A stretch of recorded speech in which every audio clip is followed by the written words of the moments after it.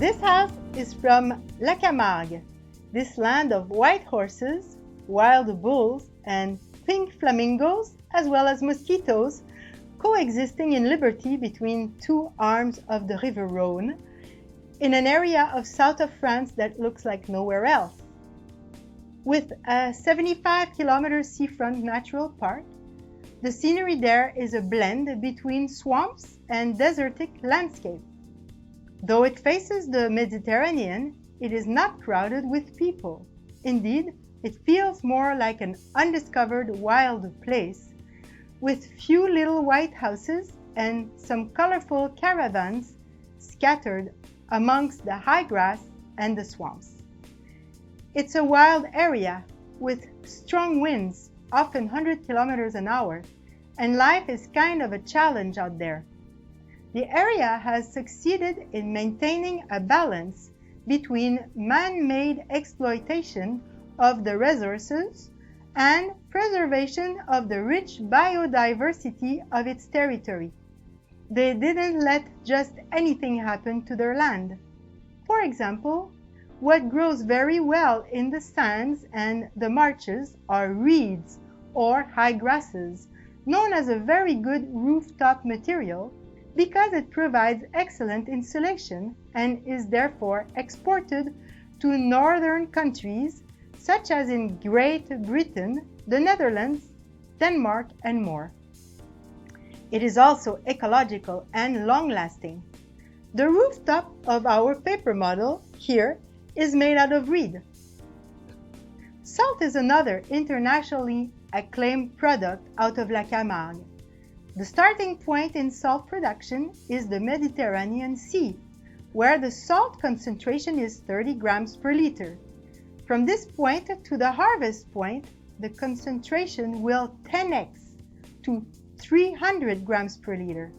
How the concentration of salt is increased is through water drainage and evaporation over 65 kilometers of distance, where the salt concentration becomes more and more dense until salt can be seen to deposit and form crusts that can be amassed into huge hills of salt.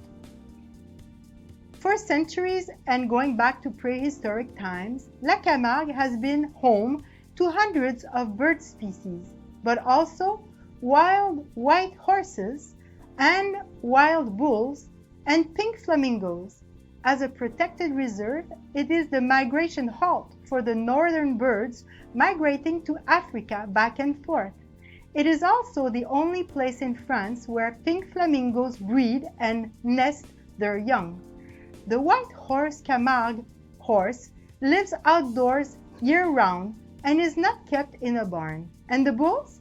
When we were there on bicycle, we crossed a field with bulls that were staring at us, unfenced. They were left to graze in liberty. Once a year, during festivities of La Feria, they take the bulls to the towns and get them to run through the streets of the nearby towns. It's a tradition. During the ferias, these bulls are let loose in the city streets and people are the ones behind fences. The bulls are racing, herded by horsemen called guardians that keep them from scattering elsewhere in the town. Houses like this one are to be found only in La Camargue.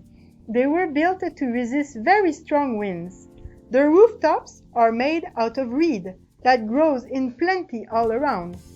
The round shape at the back prevents the wind from having a grip and tearing down the house during windstorms that can reach 150 kilometers per hour. Do you see the cross at the back of the house? At the highest point? That is the key point of the house, and in case of very high winds, it is used to tie down